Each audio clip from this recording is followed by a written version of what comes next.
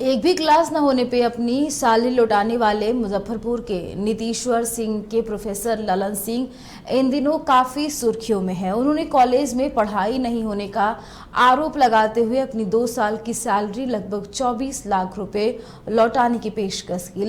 लेकिन अब इसको लेकर कॉलेज में रोष है। दरअसल नीतीश्वर सिंह कॉलेज के प्रोफेसरों ने उनसे इस काम की निंदा की है। साथ ही ये आरोप लगाया है कि उन्होंने कॉलेज की छवि खराब करने की कोशिश की है।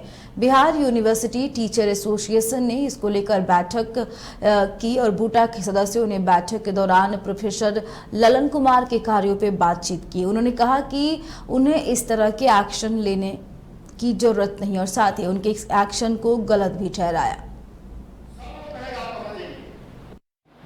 लेकिन आप अगर में शिक्षक और साथ साथ छात्र अच्छी संख्या में आते हैं, रोज क्लासें चलती है, लेकिन ये तोड़ मरोड़ के पेश किया गया उनका एक अपना हो निजी या जो भी कह लें। इस बैठक में क्या कुछ बातें हुई आपके तरफ से, उन्हें क्या कुछ कहा गया, क्या डिसीजन लिया गया इस बैठक में?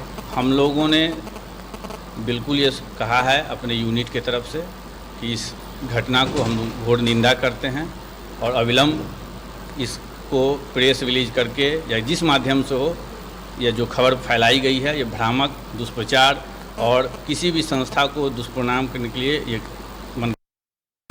जी जैसे उनका कहना है कि जो उनकी योग्यता है, योग्यता के अनुरूप उनका पोस्टिंग नहीं हुआ है, उनका जो उनके कॉलेज मिलना था वो नहीं मिला है। लेकिन यहाँ इसका कोई मापदंड ये नहीं है कि आपकी जो योग्यता है उसके अनुसार पोस्टिंग, जहाँ जिस कॉलेज में जो सीटें खाली रहती है उसी के अनुसार पोस्टिंग की जाती है।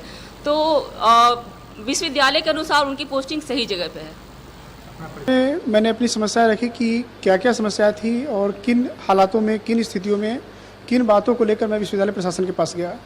इस विषय के मुख्य रूप से 2 बिंदु हैं, 2 पार्ट हैं इसके। पहला पार्ट है कॉलेज की समस्या जो मीडिया के दिया गया है कि यहाँ कक्षाएँ नहीं होती है, कक्षाएँ नगण्य हैं।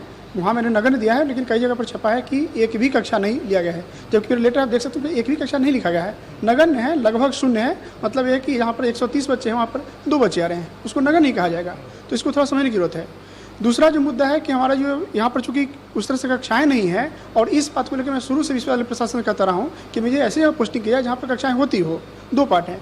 हमारे सभी साथी ने यहाँ पर सहमत होकर के बताया कि हाँ बात सही है कि कक्षाएँ नहीं होती है या कक्षाएँ कम होती है, विद्यार्थियों की संख्या कम है। लेकिन इन्होंने ये कहा है कि भाई हम ये बात बताना संभव नहीं है, ये बताना ठीक नहीं हो पाएगा कि इससे कॉलेज का डिफेम होता है। लेकिन मेरा भी कहना है कि कॉलेज डिफेम करना का मेरा कोई उद्देश्य नहीं है। संस्था है, हमारी मातृ संस्था है, मैं क्यों डिफेम करूँगा ऐसे। मेरा कहना है कि यहाँ पर कक्षाएँ की छात्रों की जो संख्या है, विद्यार्थियों की उपस्थिति है, वो जो नगण्य है, वो कम है। उसको देखते हुए या तो यहाँ पर कुछ कठोर ऐसे नियम लिया जाए। मैं बार बार कह रहा हूँ कि भाई ट्रांसफ़र मुद्दा नहीं है इसमें, मुद्दा यह है कि कक्षाएं नहीं होती है, या तो कक्षाएं जहाँ पर होती वहाँ भेजा जाए या यहीं पर कक्षाओं में छात्रों को लाने का कठोर निर्णय लाया जाए। मैं यहाँ पर बताया भी हूँ कि ऐसे 75% अटेंडेंस है या उसको 60 या 55% जो भी कहा जाए, उसको ऐसा नहीं लाया कि जिसका नहीं उसको नहीं भेजा जाए। दूसरा ये कि जो एडमिशन हो, एडमिशन में एक एफिडेविट लगा दिया जाए विद्यार्थियों का कि जिनका इससे कम अटेंडेंस हो उसको नहीं जाने दिएगा। एक कॉलेज प्रिंसिपल के पास पूर्ण अधिकार है कि रोक सकते हैं इस चीज़ को यदि चाहें तो।